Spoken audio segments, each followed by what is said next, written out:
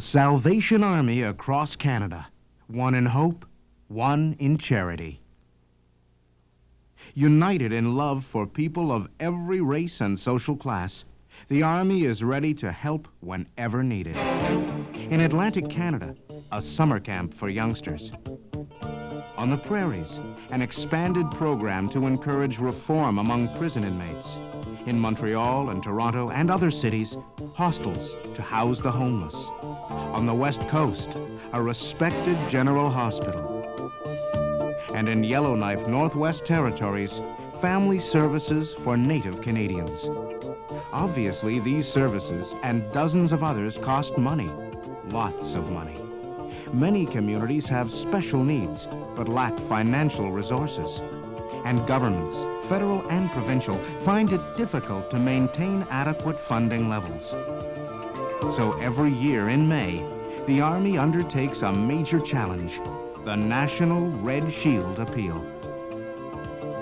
Red Shield is a national fundraising campaign, an opportunity for the affluent to help the poor, for wealthy communities to reach out to their impoverished neighbors across the country.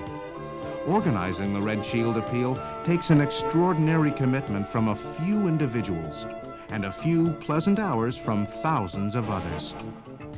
For some wise words on managing the campaign, let's drop in on the idealized community of our town and speak to the enthusiastic chairperson of the Red Shield Appeal. Enthusiastic? Why not?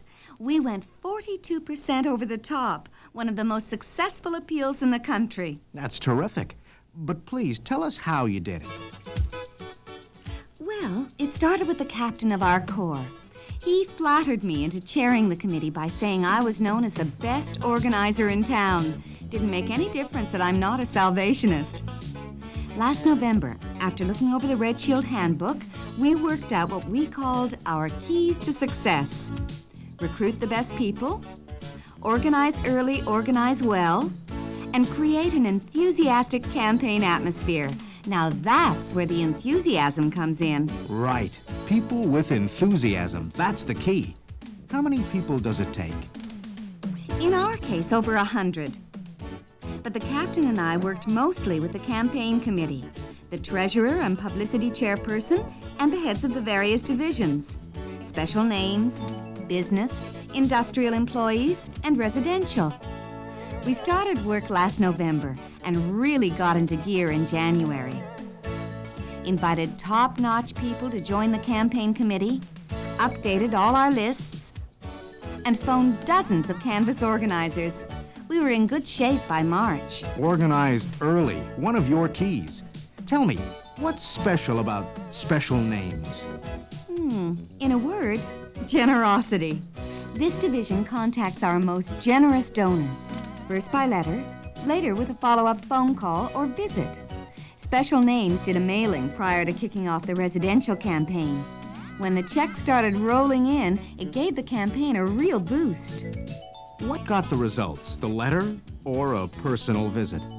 Well, the letter said people could expect a phone call or visit because nothing beats the human touch. Many people had checks ready when the canvasser called. Terrific. Sounds easy. With the business division appeal, did you again use the personal approach? Absolutely. Early in the year, the captain and the business division chairperson got staff and volunteers to update our list of stores, garages, factories, offices, every business in town. Based on 10 calls each, we needed a lot of canvassers. So we approached a service club.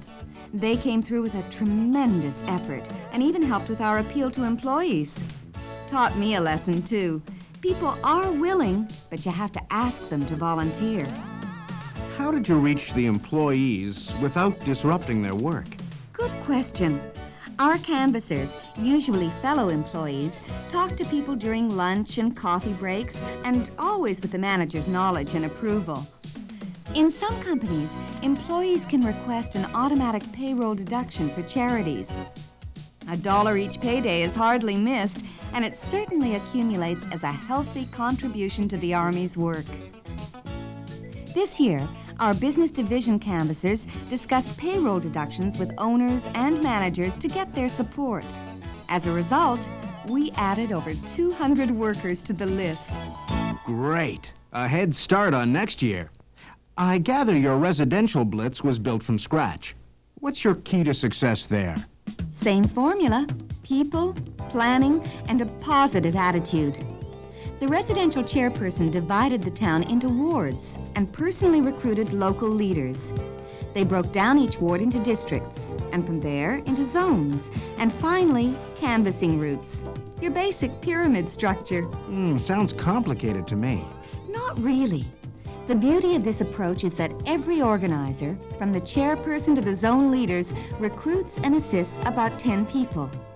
Most important, the dozens, maybe thousands of people who canvass are asked for just 2 or 3 hours on the first Monday evening in May, Blitz Night. Our Blitz was truly a team effort. The publicity committee sent out news releases and radio and TV announcements, and the chairperson was interviewed frequently, got plenty of ink and airtime, as they say, and prepared the public for our visits. The campaign treasurer arranged for several banks to stay open on Blitz Night and lined up volunteers to receive the proceeds.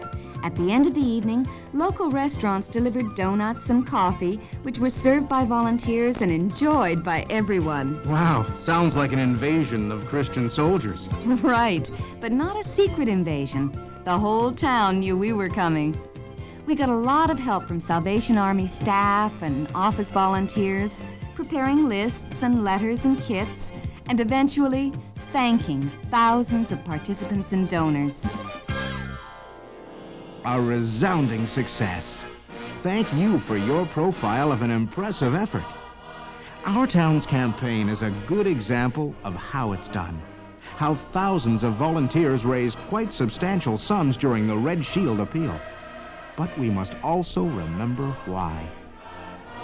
The appeal finances an extraordinary variety of Army services in communities across Canada. The citizens of hundreds of towns and cities, including your community, help to make life easier for people who are truly disadvantaged.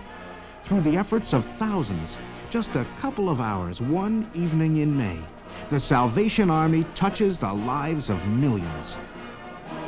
The Salvation Army, with your help, one in hope, one in charity.